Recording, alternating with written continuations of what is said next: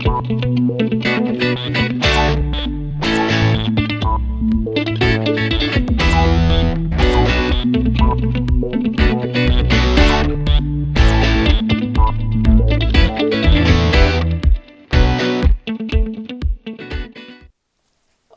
eu sou Larissa Machado e este vídeo é uma aula completa de como planejar uma viagem.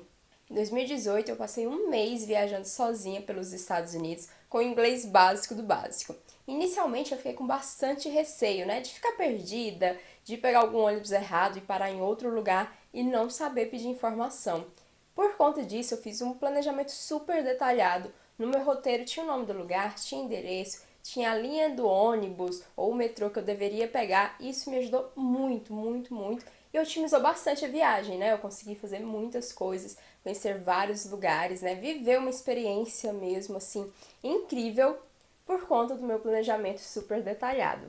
E eu prefiro fazer os meus roteiros, Porque eu tenho os meus gostos particulares. Então, assim, além de visitar os pontos turísticos, eu gosto de ir nos lugares, assim, que poucas pessoas conhecem, que mais os locais, visitam, que tem uma história legal, que passa uma experiência legal e não só fazer o mais do mesmo, Então, por isso eu prefiro fazer os meus roteiros. Primeiro passo, de um planejamento de uma viagem é definir o destino. Eu já tenho uma lista mental de todos os lugares que eu quero conhecer. Então, quando surge uma oportunidade, eu já sei mais ou menos para onde ir, Quando ir. E aí, tendo em mente, o destino da sua viagem e também a data provável, você consegue pesquisar se aquela é a melhor época, se é mais indicado ir no verão, na primavera. Assim, se você tem alguns dias, por exemplo, em fevereiro, em março, e quer curtir praia, os lugares mais indicados são os estados do Nordeste, Rio de Janeiro e Espírito Santo. São lugares onde normalmente é mais quente, no verão, e quase não chove. Fala sério, Ninguém quer ir pra praia com chuva.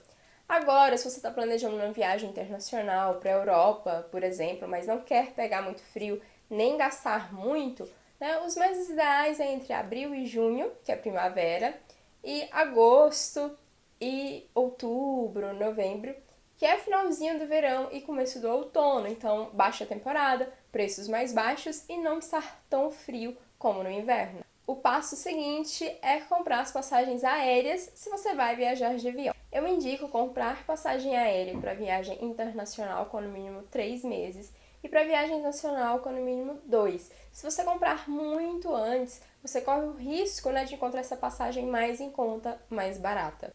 Apesar disso, o ideal é começar a monitorar essas passagens bem antes. Então, o que eu faço? Eu entro nos principais buscadores, Google Flights, Decolar, Skyscanner e crio alertas. O Google Flight é o meu preferido porque tem como você pesquisar vários trechos simultaneamente. E ao invés dele ficar só te enviando um e-mail, você consegue ver na página inicial ali do Google Flights todos os trechos que você já salvou, que você já pediu para ser alertado.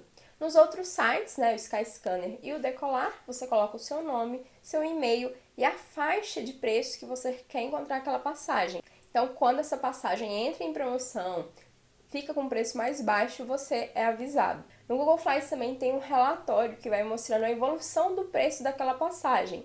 Então pode ser que você encontre uma passagem de Goiânia para São Paulo por R$ 400 e na próxima semana ela está 350, na outra ela sobe um pouquinho. Então no Google Flights dá para ver essa evolução, sabe? Então isso é muito bom para você ter uma ideia assim de quanto custa normalmente aquela passagem. Então enquanto eu estou ali monitorando a passagem, eu começo a pensar o meu roteiro, Primeiro eu faço pesquisas no Google, no Pinterest e até no Instagram sobre aquele lugar, para ver o que as pessoas estão falando, para saber quais são os pontos turísticos principais, para saber um pouco mais sobre a história.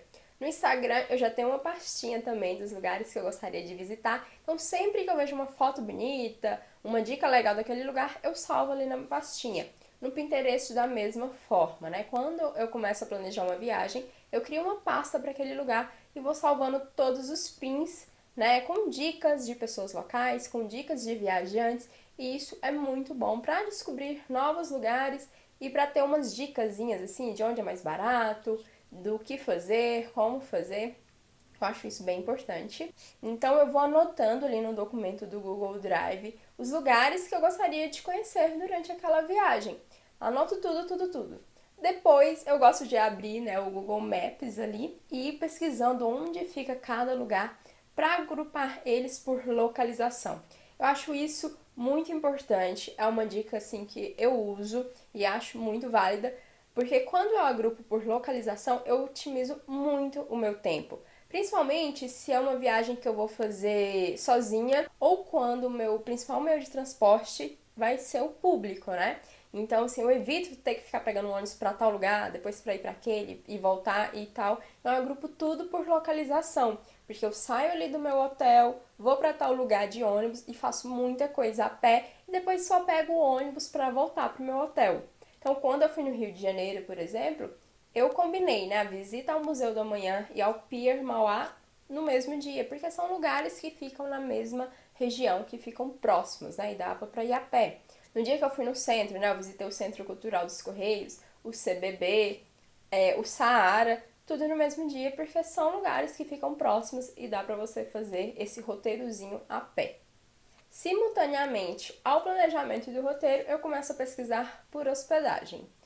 Eu não chego a definir, mas eu começo a pesquisar para saber quais são os melhores bairros para se hospedar, quais lugares são mais turísticos, quais não são, quais são mais baratos, quais não são, e analiso o meu roteiro. Onde eu vou fazer mais coisas?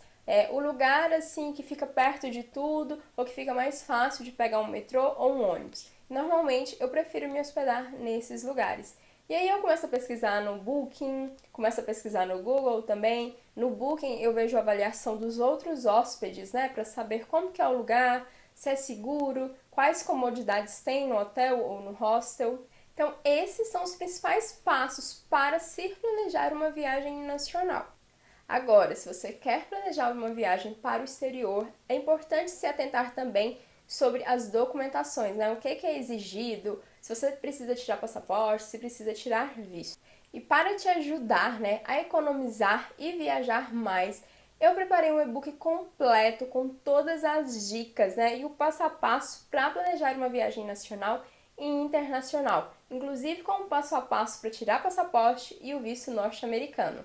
Com ele, você vai conseguir não só montar um roteiro legal para sua viagem, como também economizar na compra da passagem aérea e a planejar uma viagem de carro, uma viagem sozinha, uma viagem com a família. Acesse o link que está na descrição desse vídeo e adquira agora o seu.